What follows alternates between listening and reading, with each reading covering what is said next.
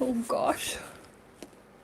So first of all, I just want to say that if you hear like a commotion in the background, I'm not hiding hostages. I haven't kidnapped anyone. I have a kitten who got spayed recently, and she's an outdoor cat, and she's like in the room at night. And you know, they all get the zoomies at night. She doesn't like it. She's trying to break out. Hello. Where are you tuning in from today? Leave it in the live chat. Let me know. Are you at home? Are you at school? Are you at work? Hey, Austin, so good to see you. I remember you.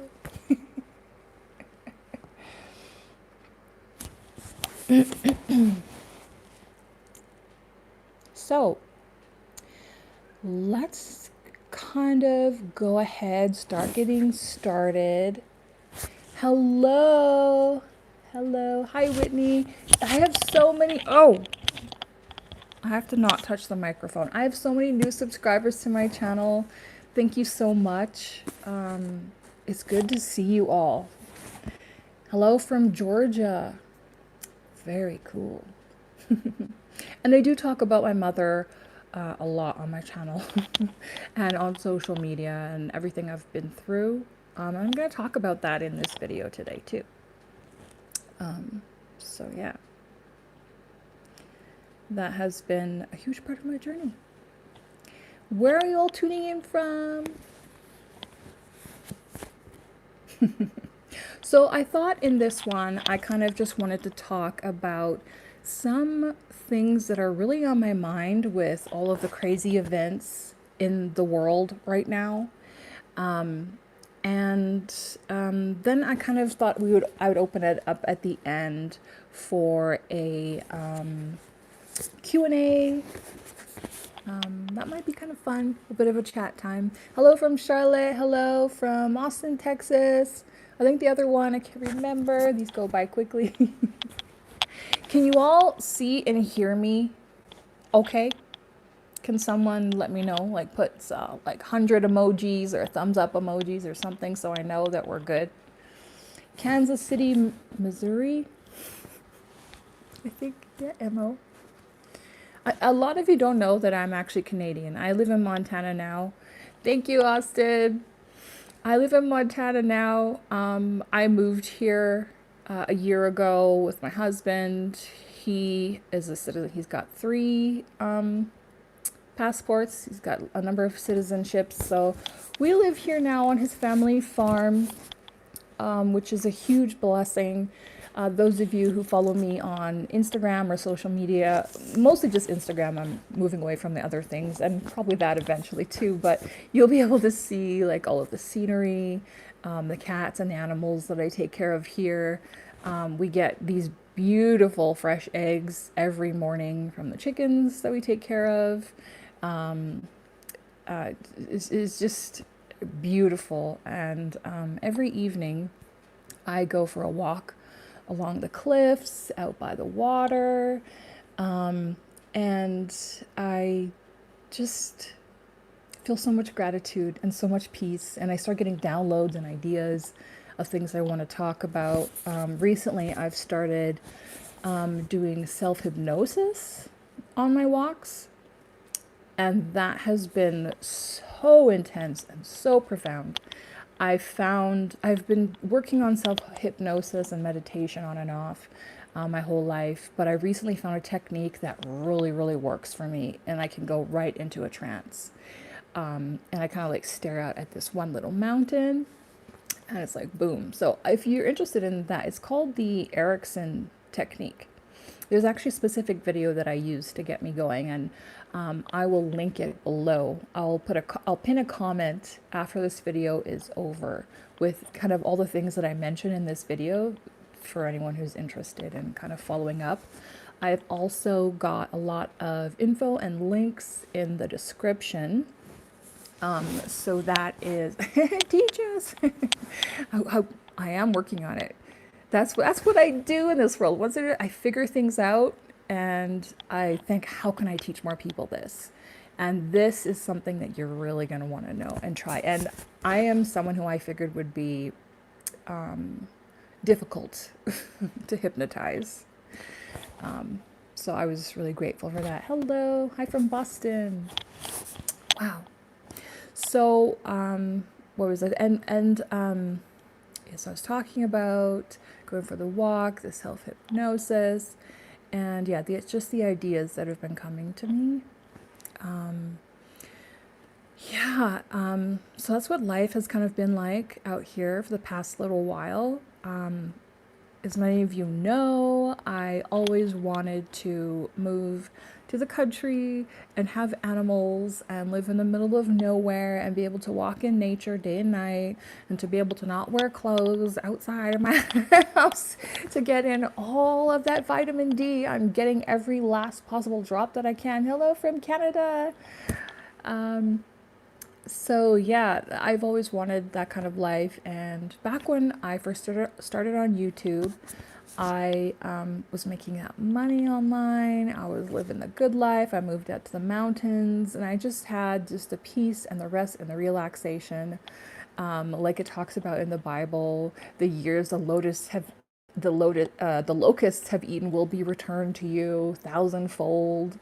Like, oh, my horrific childhood. And finally, I just had this time where I just had a lot of money and a lot of freedom. And I was doing my coaching clients and just working with excellent people all the time.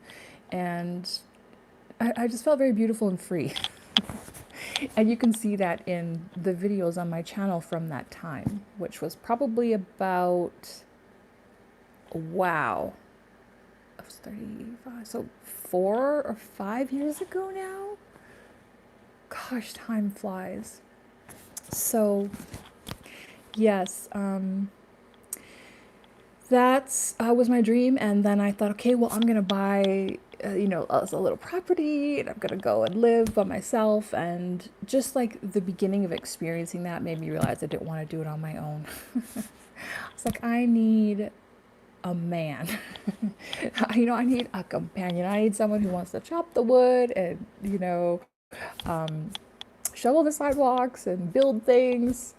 And I always kind of wanted to be a housewife. I always kind of wanted to be a farmer's wife, on top of all of my entrepreneurial things. And I remember thinking, I want to find a way that this would work for me, but I did.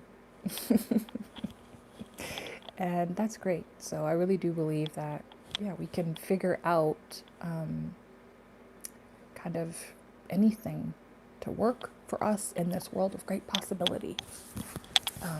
I was like, I'm never going to find someone who has the same kind of values that I do, which are, some of them are conflicting in everyday society. I'm not going to hire you as my personal servant, but I thank you. I appreciate the offer. I remember thinking, oh, like, am I going to find someone who has, who's not interested in modern day things, right? That was something that I was just, sorry, I don't need to hit the mic, that I was just getting so frustrated with, because as you all know, I don't watch modern TV. I don't listen to modern music. I don't like radio. I don't like advertisements. These things are a psychic attack on me.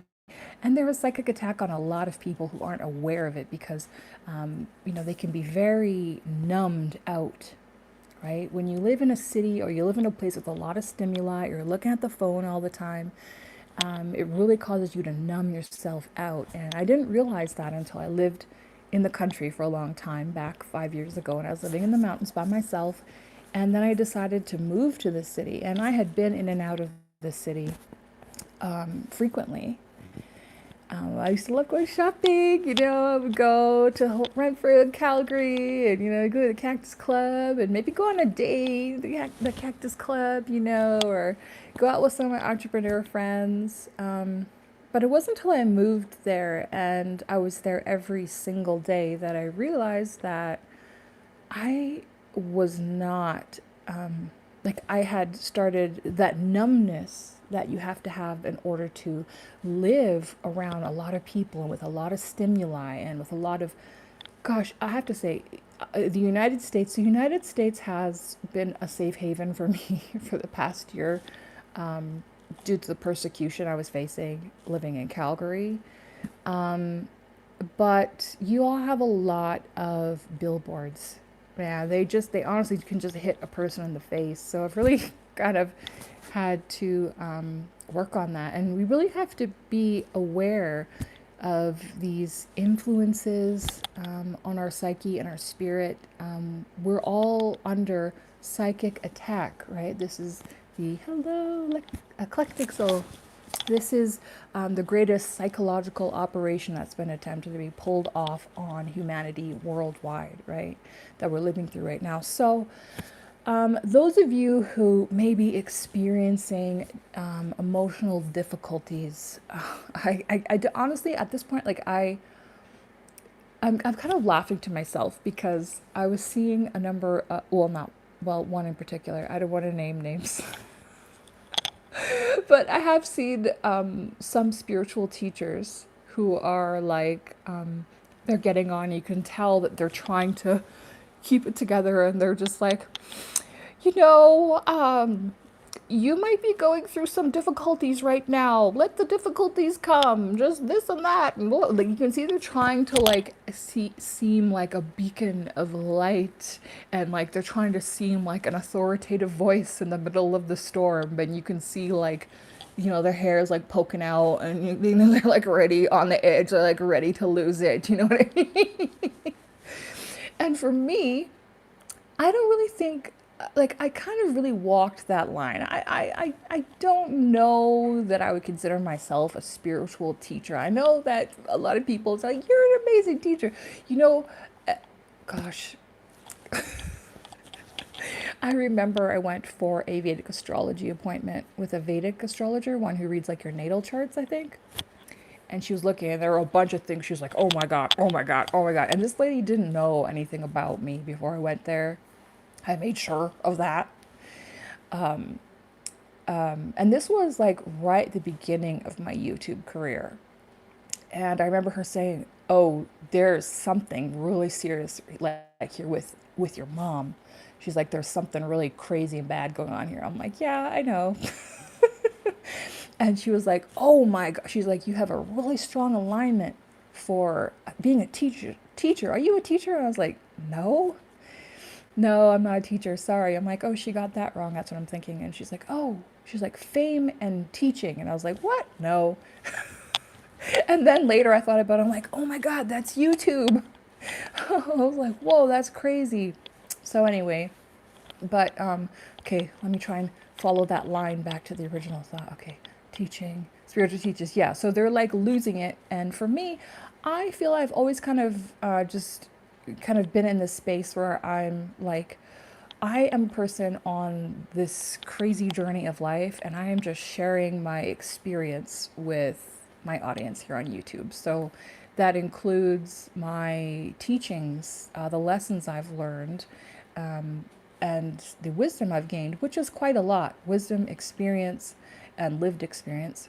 But I also share my struggles. I also share my journey. And so I'm not here like, oh, I gotta hold it together and act like an expert. Okay, everyone, this is what you need to do during this time. Blah, blah, blah. It's like, nobody really knows. And although there is some things that we do know, right? If we're looking at cycles of human history, it's very obvious what's going on and what will happen after, which is something amazing. So what we have to look forward to if we make it through this time of difficulty, just as this time was very easily predicted and is following a course that you can look that has been charted before, what comes after is also predicted and has been charted before and is guaranteed as well, which is the golden age, the good guys win, peace, harmony, humans waking up from, and that's happening now on a global scale. Oh, if you look at my video, I have videos from 5, 6 years ago telling people all of the things that people are waking up to now, right? Well, most people who are in a certain space here on YouTube who have been talking to people about these kind of things. We've been saying the same things so far back, like don't trust the media, work on being independent, work on natural health, keep your spirit and clean, stay away from, garbage food, stay away from garbage media. So it's all becoming really, really obvious. And I think that's kind of the first thing I kind of wanted to talk about today, is those of us who may be experiencing re traumatization or emotional difficulties, emotional flashbacks during this time. I have had the most difficult year with emotional flashbacks. Why? Because of three things. One, I've experienced firsthand for a very long time corruption in power and authority since I was a kid. So there are many people who grew up thinking the police are here to protect us and the government will always save you and teacher is always fair and the church is a good place to go for spirituality. But there's people who just their whole life they've kind of just believed in structured authority, and they've kind of just fallen onto that. For me, I've seen the corruption from day one. I've experienced it firsthand growing up in the government schools as a poor kid, as a kid with brown skin. I've just experienced and seen it up front. So the bloom is off that rose for me a long time ago. I have, yeah, so there's that. The second is those who have been lied to and failed and also witnessed corruption in the medical system. That's me as well. So yeah, I could go on and on. I've been damaged by procedures that doctors have told me were safe and effective. I have been told things that were completely untrue. I have even, you guys see that I have videos from dentists. I've gone to 3 different dentists in the same day and got 3 entirely different life-changing opinions, thousands of dollars of difference in the work that would have had to be done based on their advice. So for me, if someone that sits there with a diploma or whatever it is, PhD, anything, and like, because of this, I know the answer, it doesn't fly with me. So there's some of you who have that too. So you are being re-traumatized by what's going on. So the first, I talked about this before. So the first was people who have experienced corruption and power, people who have been lied to and mistreated by the medical system. And I can't remember what my third little key was. Those of you who caught that last live where I talked about it, let me know. Okay, so yeah, so all of us are kind of getting re-traumatized, and the past couple of days I've really been thinking about how, and you've all seen kind of my journey here online for a long time. I've kind of had one foot in the past. I've had one foot in the past and one foot in the future, where I was really trying to come to grips with my trauma. Just this past year, I've done a lot more work as a coach myself. I work with coaches for myself as well. Don't work with a therapist or a coach or anyone who isn't constantly working on themselves too, and not just through their own authority, right?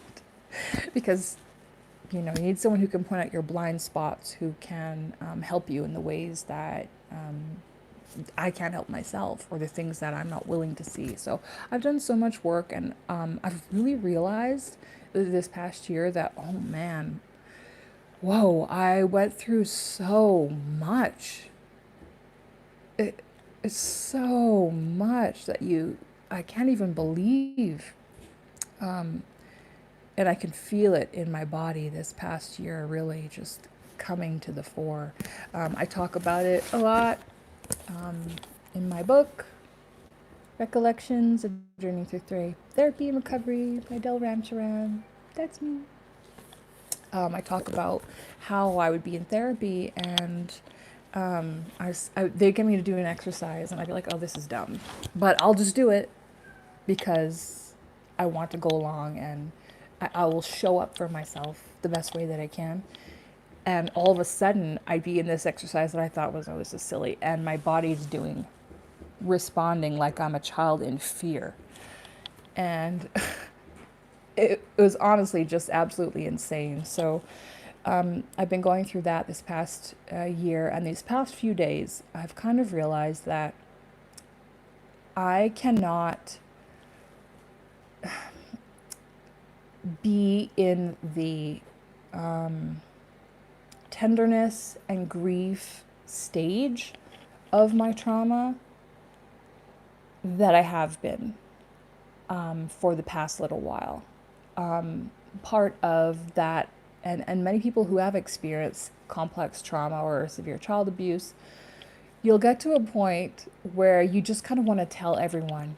You're all of a sudden it's like the dam breaks and you're like, my dad always came home drunk when I was a kid. My mom once called me this and that. You know, you're just gonna just go off and you want to like tell people what happened. And by the way,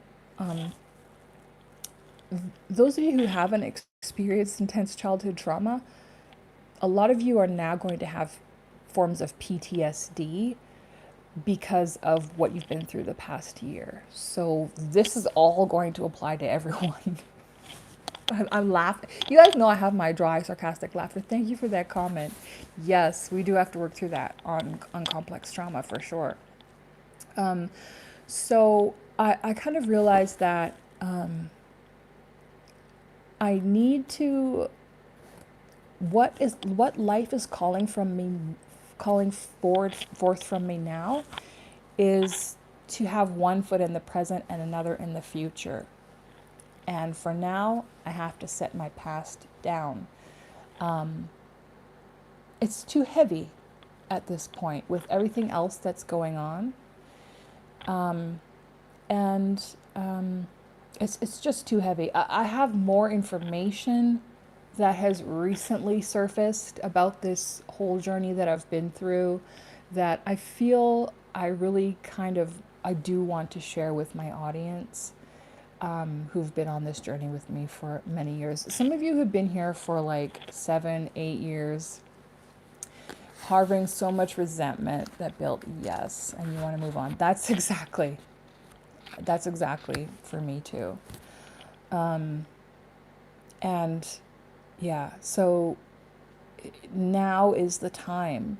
Now is the time to move on, because there is so much darkness in the world right now.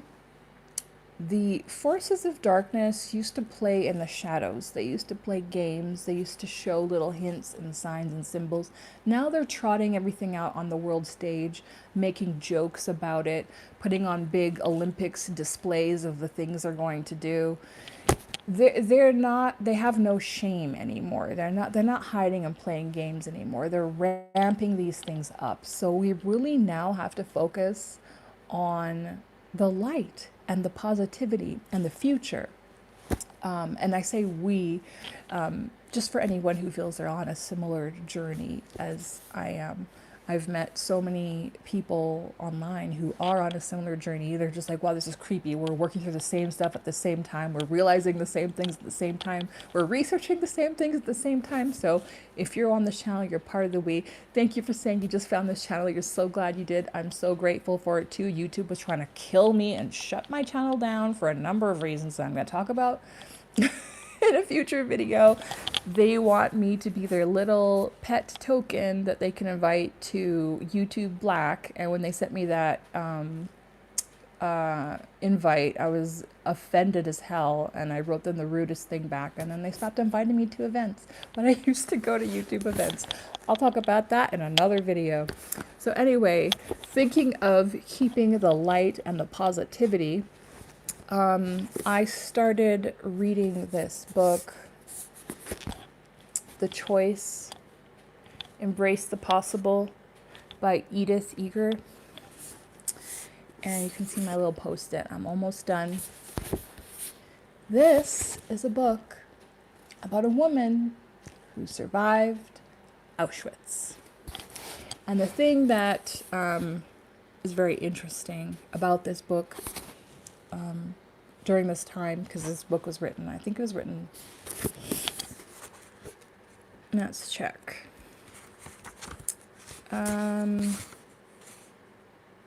It was written in, looks like 2017, published 2017.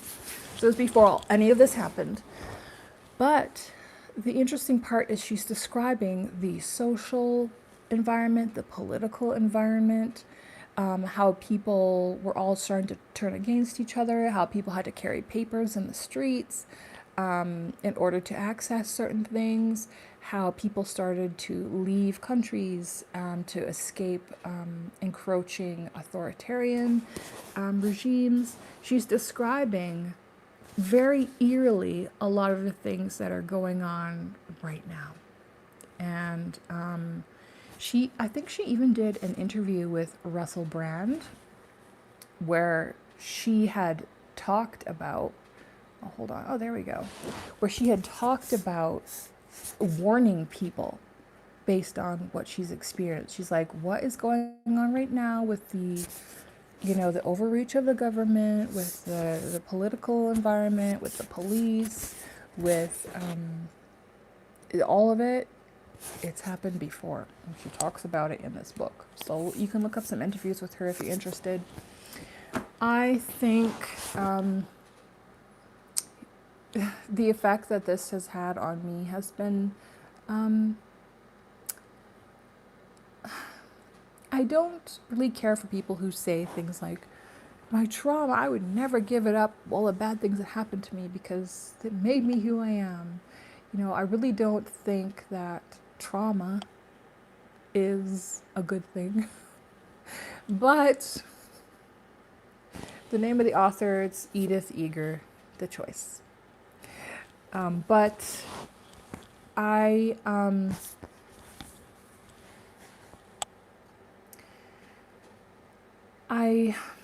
have really been, it's brought everything into perspective for me. And this is another thing that I kind of wanted to talk about. I think one element to this world is that, I'm trying to think what kind of words to put, to use here. Hey, Veronica.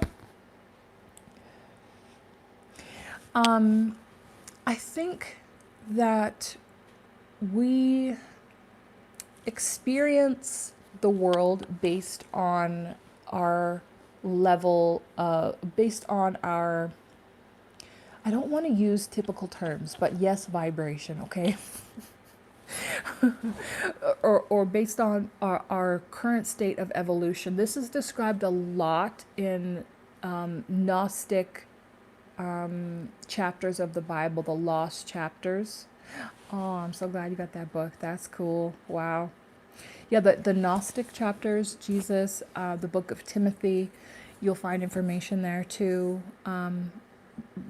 Chapters of the Bible that were pulled out so that people don't have access to it unless you really go looking for it. There's this information there. And I almost kind of think of it like, and this is like a metaphor that kind of came to me today. You know how you have a liquid, okay? So you have let's say you have a puddle on the ground. It's a liquid. And you have what happens when the liquid evaporates, right? It becomes a gas and it kind of goes into the air and it goes up into the sky. You could see that as transcending or going to heaven or whatever it is. And you could say, you know, the liquid that transcended and went to heaven, it's better than the liquid that's a puddle. And it's like, no, it changed state, and that's just what it did. It wasn't a judgment like, you're a puddle, so you got to stay on the ground, right? It's about changing state. And I'm really feeling this intense call to change my state right now. Many of you might be too, and I'm really feeling like it may have something to do with something that I really don't have the capacity to understand. Many of us don't have the brain logic capacity to understand. I was watching this, as many of you know, I I'm really interested in evolutionary biology. So I'm really curious about why humans are the way we are, scientifically and throughout history. And I've found, I have, uh, I hesitate to speak on people anymore because there are people whose work I really, really like who I have been extremely disappointed by finding that they're on with the agenda. Okay? So they're on with the agenda, they're talking about things that I don't agree with, but their previous work I really like and respect. Thank you, Veronica. Oh, I'm on a low battery now. So some of those people, two of those people are Heather Hying and Brett Weinstein. And they talked in one video about how it doesn't matter if your God is literally true if it is metaphorically true. So an example they had was they had farmers in Guadalajara. Gabor, oh thank you. You trust me, you're on the same wavelength as me. I saw his Instagram live, Gabor, and I was like, Gabor Mate, are you serious? Oh, I was so sad. Jordan Peterson, are you serious? But anyway, so yeah, so and then they were like, they were saying that there was like these farmers in, was it Guatemala? Farmers in Guatemala, and they would tell people that the gods smile on you if you plant your crops under the full moon. It's very important. And there were, the moon god and all this stuff. And so I'm not sure if Heather Hying and Brett Weinstein were like, oh, well, we know the moon god is not real. But the fact, these people, the fact that they all planted under the full moon meant that they all planted their crops at the same time. So, like, they didn't have problems with pests, right? Because if you all are planting crops at different times and they all come up at different times, so the bugs can like eat someone's crop, and then as someone else's crop grows, then the bugs can go eat that too, and it's apparently it's not good over there, but so it was actually true biologically. So it made what they said metaphorically, that the moon god likes it when we do this. Well, it actually did work out, so it became true. So, yeah, so as you can tell, it kind of bothered me to think that they were like, well, the moon god is not real. They're atheists. And to me, I'm like, and I guess they're kind of giving a concession there. They're saying, well, it doesn't matter whether it's real or not if it actually works. So to me, I say you have no idea what is real. There are so many unexplained things that science and the human brain cannot comprehend. All of our wonderful science that we have, apparently, yet we have still so much horrible things going on in this world, so much child abuse, so much child neglect, animal cruelty. So you want to talk to me about your science and you haven't figured that out yet. Well, guess what? I'm not impressed. Not impressed. So I guess, yeah, so that feeling I'm getting of wanting to transcend, of getting ready to change states, it's also made me think of how we, like I've said before, what we see in front of us, we are creating in our mind. What's really weird to think about is the only reason why your eyes work, the only reason why you can see anything is because of your brain. And your brain has been in a dark cave your whole life. Isn't that kind of weird when you think about that? Because no light gets into your head or your brain. Your brain hasn't actually seen the light of day, yet it is because of your brain that you're able to look around. And your brain takes in stimuli, information, light, many, many points of light, and turns it into something that means something in your vision. So we don't actually know. I mean, like what we're looking at is a collection of atoms, light, and energy. And our brain is saying, okay, this is a curtain rod. That's a window. This is a mirror. It has a shape. It has an edge. Like our brains are doing that. And same with all of our sensations, touch, smell, everything. It's all being created by our brain and our nervous system. So I really think that there is something to it when we're seeing illness, we're seeing corruption, we're seeing the beast system in the world right now. That we need to think, okay, this is getting filtered through my brain and my nervous system. What kind of reflection could there possibly be there?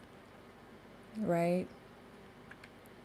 And that was really a kind of a poignant thing for me, because we also have a beast voice within our own brain, right? That is our limbic system in our brain. Now, that is the part of our brain that evolved for humans to be able to survive and stay alive and reproduce and breathe. Okay? And then we have the frontal lobes, right? The prefrontal cortex. This is unique to humans, right? That's why humans are different than dogs. You can't scare a dog with something in the future, right? You can, convince a dog, hey, if you do that, then in a week from now, you're going to get a punishment, right? No, they don't have prefrontal cortex. They don't have logic, reasoning. And the thing is, when we're living in our prefrontal cortex, where we're able to use empathy and make decisions from a place, from a place of, let's say, self-actualization, we're able to make decisions from a place of, does this align with my values? What's the best thing for humanity? What's the best thing for me? That's when we are living and being our real selves. When we're living from that limbic brain, oh no, no, no. Oh no. Was I like, oh no, no, no, no, no. That's no, no, no. The limbic brain is what tells you I gotta get mine so someone else doesn't get it. Limbic brain is what tells you, it drives you towards sex. It makes you addicted. As many of you know, I have struggled with addiction my entire life, and it probably started when I can remember it probably starting when I was around 8 years old. And that was when we would have no food in the cupboards at the end of the month, because that's when the welfare checks ran out. My mom had finished, buying her smokes and giving money to her boyfriends. Who knows? I have no idea. And we'd be hungry. And the neighbor who worked at Safeway would drop off on our back porch a big grocery bag filled to the brim with all of the stale donuts that they were going to throw out. And he was a Polish man. He was a very stoic man. He worked hard for his family. He wasn't a man of many words, but he did kind things like that. And that was when it started for me, when I would be like food starved and then binge on sugar and gluten and processed food. Donuts. Like, can you imagine that? If you were a kid and you were hungry all day and someone brings a big assorted bag of donuts, what that could do to you, and so a lot of us too experience scarcity, abuse, or neglect as children, that flips on that limbic brain as well. That's like fight. Let me take my tea. Pardon me.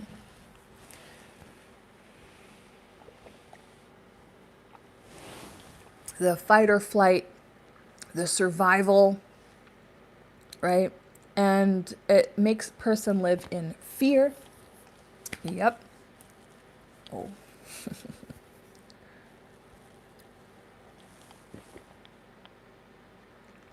And when we're living in that fear and we're making decisions from that part of the brain, that's how people end up, you know, like my parents. One night stand, right? You're making decisions from the sexual part of your brain. You're not using the frontal part of your brain to think of long-term consequences, to think, what are my values as a human being? What is my purpose here on earth? What are these decisions that I'm about to make?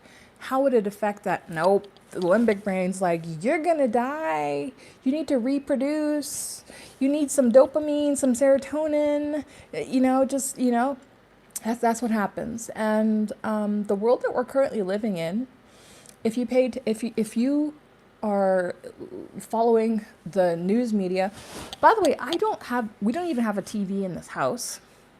We don't watch TV or the news. We don't read the newspapers. None of that. It's absolute nonsense. I've known this for a long time. Now, if I go into the only place where I get exposed to that is if I go into an airport and I see these big screens with these scrolling things and the news flash and the this and that and blah, blah, blah. It's very jarring to me. So I really want people to consider that, that they're triggering and turning on your limbic brain. And by the way, when your limbic brain is turned on, you're very easy to sell things to. And it makes you sick, right? Because you produce cortisol in your body. Your body's in stress. Fight or flight all the time makes you sick. So yeah, it's of benefit to bad people for you to be living from your limbic brain. And so yeah, and I have also recently been thinking about ancestry and about how a lot of us have family members who were persecuted by corrupt governments, by mobs, angry people, by prejudice. This is in basically almost everyone's lineage at this point. I recently was curious about where my father came from Guyana, and like I've been trying to contact and like look up the history there and find it out, and I didn't even know really like, I don't know, it was just like in my mind. I wasn't really diving into it all that great, and I mentioned it to my hair guy back in Calgary because he traveled a lot. He was from Barbados.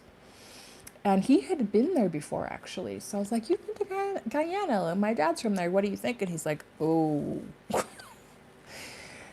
And he told me, he's like, this place used to be a prison island. Like, they used to send the worst criminals there and keep them in prison. Like, the whole island has, like, a bad vibe. This is what he told me. I don't know if it's true, if anyone knows if it's not true, but I trust him. He was a pretty frank person. And so I looked that up. It was true. They had a history of keeping like the worst criminals, pirates, slavery. And then I was curious about my mother's ancestry, right? So my mother was born in Trinidad. Her parents and her grandparents came there from India. And do you know how they came there from India? Indentured slavery, indentured servitude. You know? And so I'm looking at all the ways that this kind of panic and fear and, you know, take all your things and leave in the middle of the night. My husband recently, he got a book about his family, like history. Gosh, I wish I had a book, you know? I wish I had someone in my family who was a historian. I do have one uncle. He said he's working on a book, and I'm waiting for it, about how we had a great grandfather who helped the people who were crossing from India to the Caribbean, something, I'm not sure. Oh, doesn't Guyana have the world's highest suicide rate? What a nightmare. I have no idea. I'm going to look that up later. If anyone knows for sure, let me know. Um, but yeah, my husband's family, they were like settled in Russia, and then they had to leave, they had to flee, and that or they were from Germany, but they settled in Russia, and then the Russians were doing something, so they left. They tried to go back to Germany, and then the Russians came, and they're like, "We're gonna bring you back," the communists. And so they had to flee from that too, and they had these covered wagons in the middle of the night, and barely anything, and freezing cold, and long traveling, and people dying, and all this stuff. So honestly, like, you guys know that I can be harsh on parents. The way they abuse and neglect their children from their own trauma. But let's just be honest here, like, the trauma that these people had to deal with, most of them, the tools, the knowledge, the social approval, right? The social norm of, hey, you're having a problem, let's get you some help, let's support you, let's all talk about it and work through it. And no, that wasn't there. That's still not even there. So I'm kind of at a place where I'm like realizing we need to let go of, well, for me, I need to let go of that, of grinding that axe. Like, why do my parents do this? How come I have to be here? I'm just so, I was just so upset. And I even caught myself multiple times. I've told you guys that I don't mince words, that I have had self-harming thoughts many times throughout my life. Just because I just feel like, life is so difficult. It's difficult if you do have a loving family, which I don't, and I was just like, what's the point of any of this?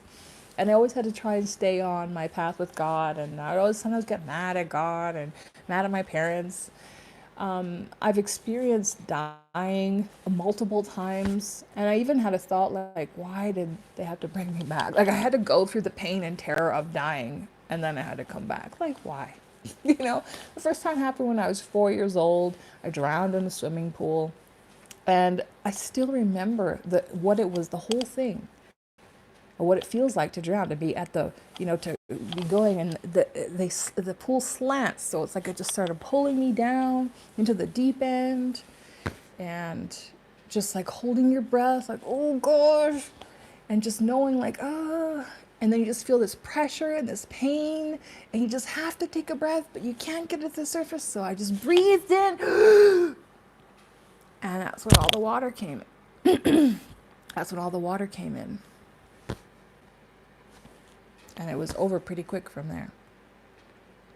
And there was I guess someone must have noticed, hey, there's a kid floating on the bottom of the pool. Lifeguard jumps in, gets me out. Boom! Pound on my chest to get my heart going again. Getting all the breaths in me, trying to get all of the water out of my lungs. And I came back. And after that, I became an excellent swimmer. And that's one thing from my past that I just think of myself. I'm just so grateful for my little spirit. I always had a really strong fighter's spirit. Like, some people, they drown and they're just terrified of water for the rest of their life. Nope, not me. I'm like, that's never going to happen to me again. And so I just became an expert swimmer. And now I love swimming for my own peace. And I just get good feelings from it, So getting back to this book, The Choice, thank you for those of you who have thumbs up my video. I appreciate it. It helps my video reach more people. And I see you all there, and I'm grateful. So thinking back again about this book, The Choice, that was one thing that kind of stood out to me about in this book. is how she talked about how she survived, um, how she survived Auschwitz was by with her wonderful memories. You drowned too? Oh, I drowned that one time and then I almost drowned again the second time because I was trying to teach a friend to swim. I know how to swim now. I can show you. And she's like, no, I'm too scared. I'm like, no, just come on my back. So we started going out and she started freaking out.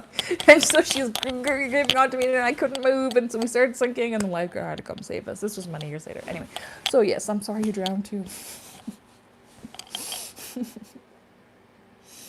If you want to get over it, you can.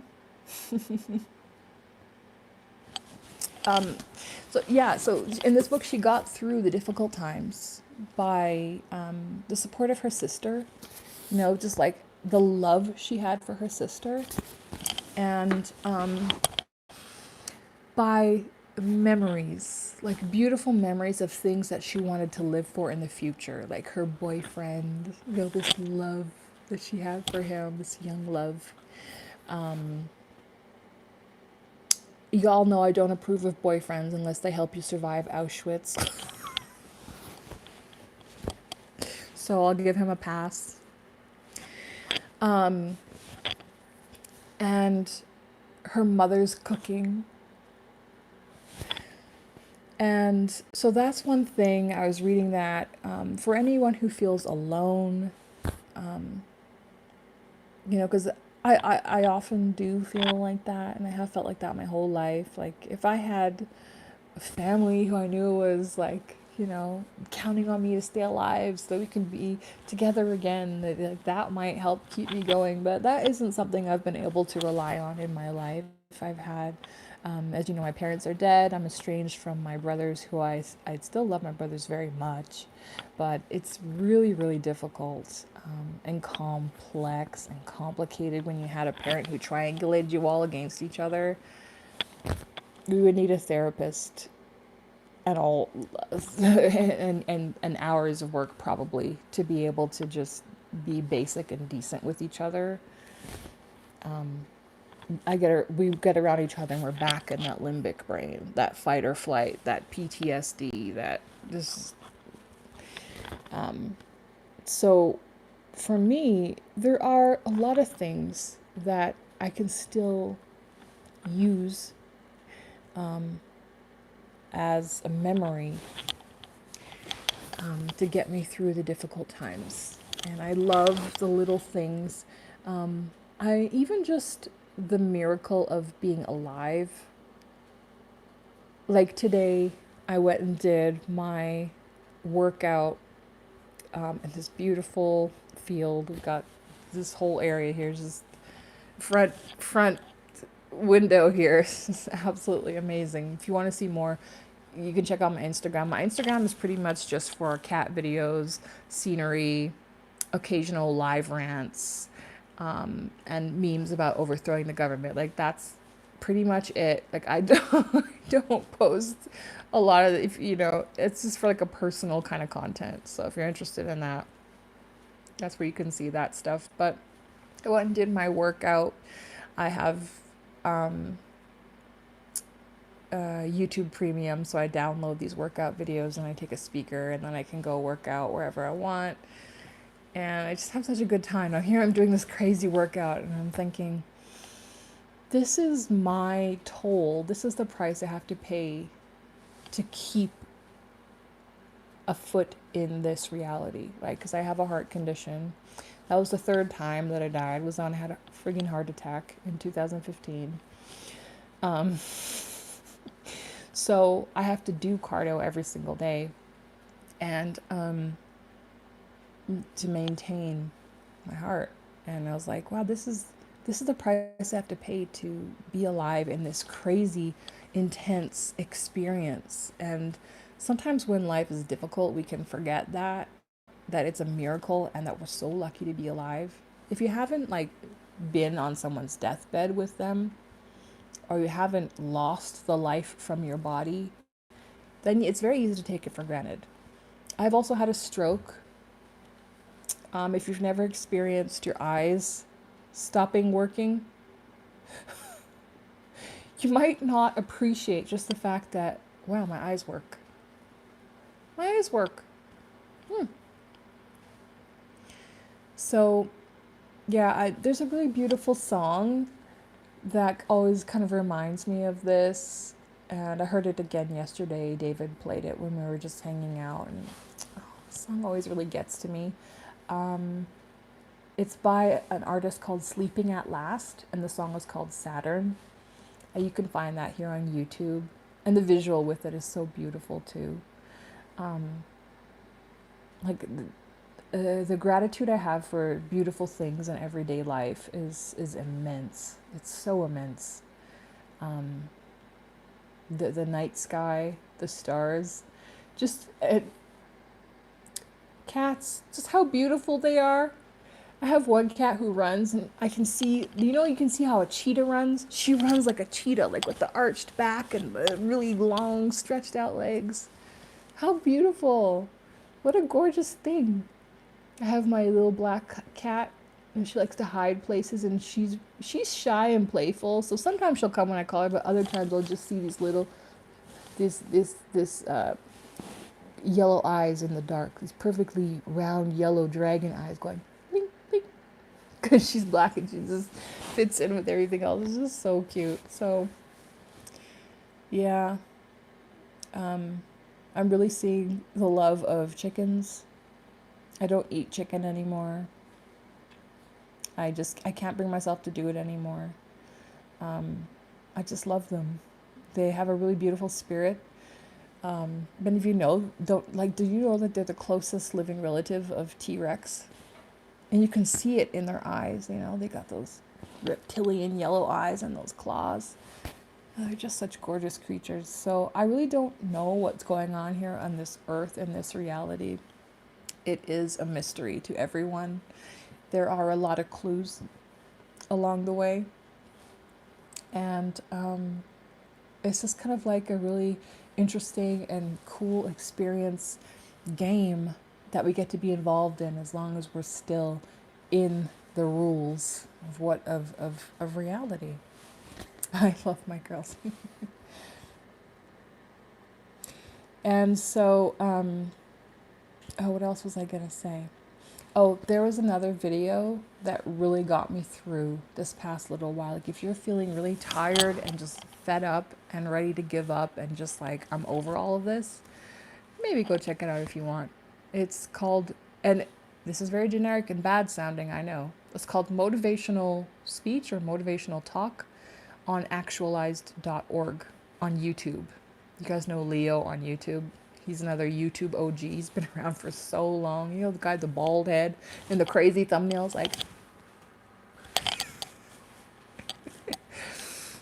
I normally wouldn't click on a video that said motivational speech, but he's like I like his videos. He's a deep guy who he gets really esoteric with it sometimes, but also still practical. So I really appreciate that. And that video kind of got me through. I've also just been absolutely loving getting back in with my coaching clients. How lucky am I that people pay to talk to me? Wow. And that I get paid to do what I love doing, which is hearing people's story, asking questions, being curious, offering my wisdom, offering my lived experience, offering my support, and just my unconditional acceptance in that space. I can't. I'm speechless. I'm a girl who used to skip class in 2000 in order to learn how to program websites, because I was just curious about the internet. I used to listen to him.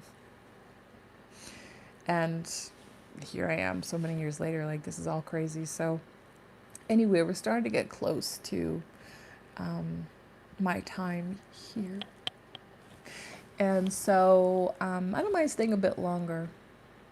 I think I kind of hit the points that I meant to hit for this video, but this format is pretty kind of loose, and Yeah. So if anyone has any questions they want to ask, let me know.